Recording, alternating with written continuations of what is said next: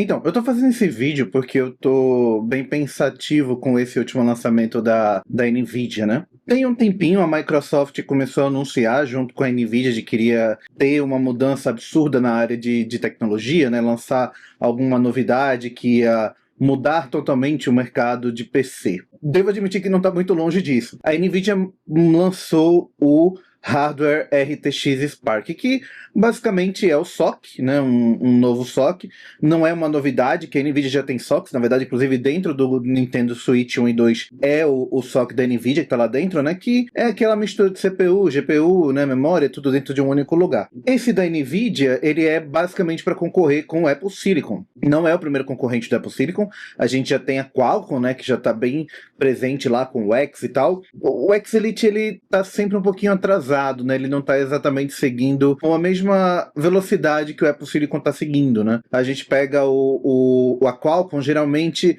todo o lançamento da Qualcomm tá umas 2 ou 3 gerações atrás do Apple Silicon, e mesmo assim o melhor da Qualcomm meio que barra apenas o mais inferior da Apple da geração anterior, e aí não é realmente o ideal.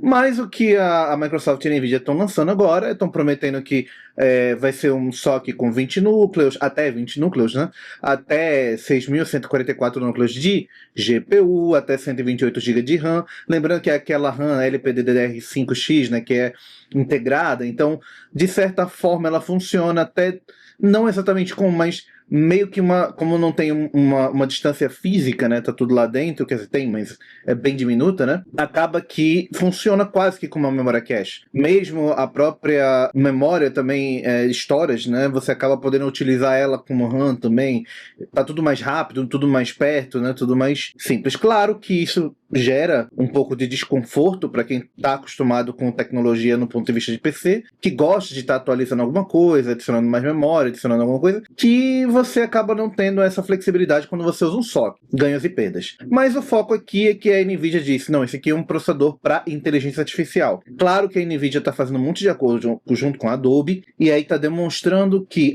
eu estou fazendo as coisas com a Adobe, então quer dizer que eu vou ter uma boa performance, já que ela, né, é um chip RTX, né, RTX Spark, então tá dentro daquela questão do Ray Tracing, de todas as tecnologias que estão vinculadas também à IA, que ela já tem lançado de processamento de imagem, né, junto com essa tecnologia, né, e acaba que, segundo a NVIDIA, muita coisa vai ser processada internamente e não vai mais ter tanta necessidade de nuvem. E aí que chega um ponto. Bom, primeiro, a gente sabe que a Intel meio que já foi, né? Obviamente que a gente teve um aporte agora do governo americano muito grande para a Intel, mas a verdade é que a tecnologia x86/AMD64 meio que acabou, né? Vai ter um nicho, obviamente, empresarial específico durante alguns anos, mas a verdade é que o ARM, ele já está sendo muito investido. A NVIDIA, né, tentou comprar o ARM anos atrás e não foi para frente por conta de problemas de regulação, mas a verdade é que a tecnologia ARM tá passando, já tá chegando para todo mundo. Tá passando, né? Na prática passou, porque os smartphones todos são ARM, a tecnologia x86, mas também tá chegando em servidores, né? Na verdade, servidor em cloud que usa ARM é até mais barato, né? Quando você vai contratar. E o Linux, ele já tá bem preparado para ARM. A Apple agora saiu totalmente, né? A próxima lançamento agora, a próxima atualização do macOS não vai ter mais suporte para Intel, até onde se sabe. Então a gente vai ter apenas ARM em vários mercados, né? Ou então uma predominância do ARM, né? Claro, vai ter aí uns 10, que até a BlackBerry hoje está viva ainda, né? Ainda existe a BlackBerry, só não é mais gigantesca como era antigamente, né? A mesma coisa vai acontecer com a Intel. Talvez a AMD, não sei, talvez a AMD ainda tem muitos investimentos junto com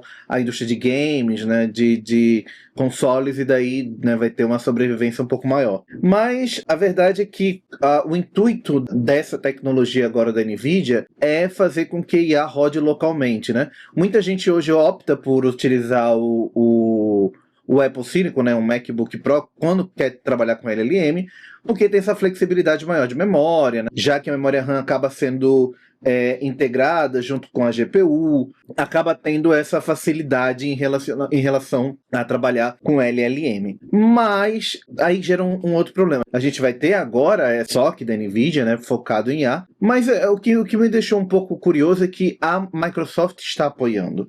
E esse apoio da Microsoft é um pouco estranho, porque ontem começou a nova precificação do Copilot Pro, e essa nova precificação está mostrando o Copilot mais caro, e obviamente que agora as empresas estão querendo retorno pelo investimento em IA. E aí, esse retorno não pode ser feito apenas simplesmente você colocando algo que vai rodar na máquina do usuário, porque aí ele não vai precisar mais contratar um serviço recorrente. A ideia é justamente estar com um pagamento fixo, porque isso gera uma receita constante para a empresa. Então, não estimular a que não tenha um plano fixo de IA é um pouco contraditório com essa proposta da NVIDIA, né, do SOC da NVIDIA junto com a Microsoft.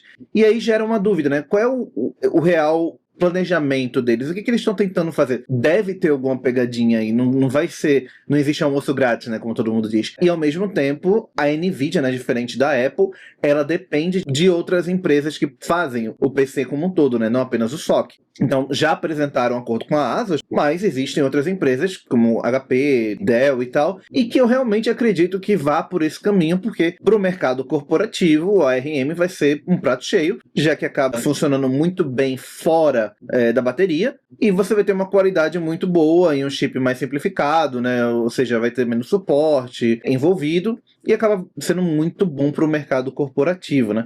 Somente na questão de compliance em LLM sendo executado dentro da própria máquina. Mas o ponto que fica é onde que a Microsoft vai cobrar? Claro que o mercado corporativo ainda vai continuar usando Teams, usando o Copilot, né? Mas até que ponto vai ser necessário o Copilot Pro dentro desse cenário, né? Isso, para mim, está demonstrando que a bolha da IA está perto de explodir. Não necessariamente com aquela explosão, como foi várias bolhas que a gente teve antigamente, né? Como a própria bolha da internet, a bolha de compras coletivas, né? Não vai ser aquela bolha absurda de explosão.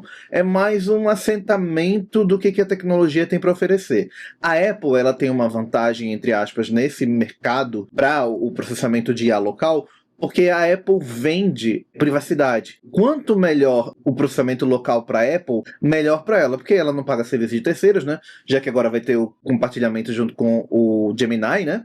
Hoje na verdade, já é assim, né? O próprio limpador de fotos do iPhone, do Mac, ele é rodado localmente, o gerador de textos e metade vem do GPT, mas a modificação do texto ela ocorre dentro do próprio equipamento. Então, muito do Apple Intelligence ele já roda dentro do próprio equipamento, e a tendência é que eles melhorem o LLM para rodar local e melhorem o processador para rodar local também. Enquanto que para a NVIDIA e Microsoft isso não é muito bom para o mercado deles. De fato, eu prevejo isso para o mercado futuro, em que não tem pra onde correr. Os PC gamers também irão virar ARM, né? Toda essa memória que está sendo vendida, ela precisa ir para algum lugar, e é muito mais vantajoso também ela ir para um SOC do que ser vendida avulso para o público geral. Toda essa crise de memória, toda essa crise de IA, ela vai resultar, junto com essa questão de performance e tudo mais, energia, vai resultar em que no futuro, não muito distante, todo mundo vai acabar usando ARM. E isso vai ser refletido em jogos também, né? A gente tem a Nintendo no caso, mas é bem capaz que isso chegue também em outros consoles e em computadores, e a gente comece a ter mais jogos compatíveis com ARM. Como a gente já tem histórico de investimento da Apple para jogos em ARM, né, por conta do Apple Silicon, então é bem provável que também jogos AAA para Windows acabem tendo compatibilidade nativa para ARM. E isso daí é realmente esperado. A única coisa que levantou uma dúvida a NVIDIA, ela preparou vários exemplos com acordo junto com a Adobe. Então você tem bastante coisa da Adobe de IA local rodando junto com esse SOC novo da NVIDIA. E esse acordo eu achei bem curioso, porque ele vem em um momento que diz que a NVIDIA e a Adobe vão trabalhar juntos. E ao mesmo tempo em que a Apple, no ano passado, lançou o Creator Studio. Inclusive que eu cancelei a minha conta da Adobe e resolvi partir para o Creator Studio, justamente porque valia muito mais a pena pagar R$40 para usar o Pixelmator, que até já tinha o Pixelmator, mas tem umas mudanças, né?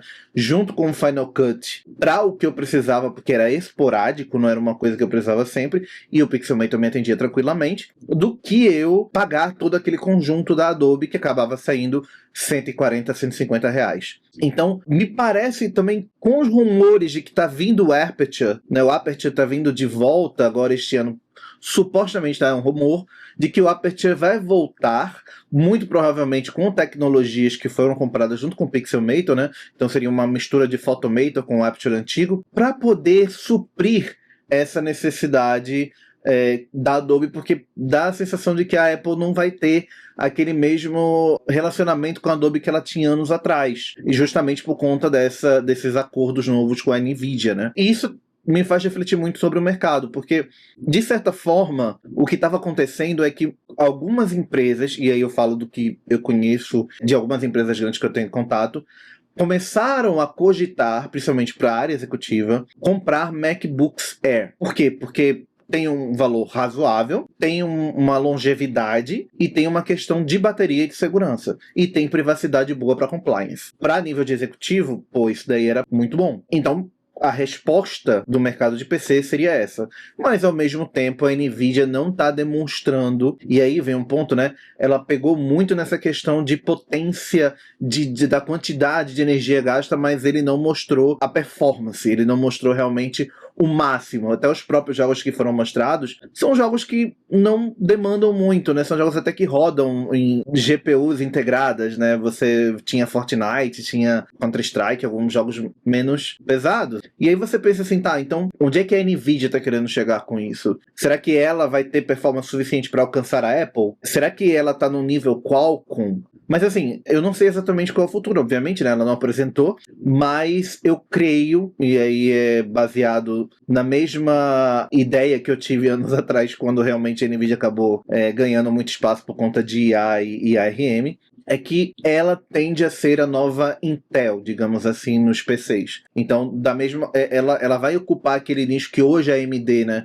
que é concorrente da Intel em CPU, a Nvidia vai ser a nova concorrente da AMD na CPU, né? Só que, obviamente, a AMD muito provavelmente ainda vai continuar alguns anos com x86 AMD64, enquanto que a Nvidia vai botar o seu socket com ARM. E aí é que a gente vai ver realmente a briga agora não vai ser mais Intel e AMD, mas vai ser Nvidia e AMD, Mac com Apple Silicon versus a Nvidia com ARM.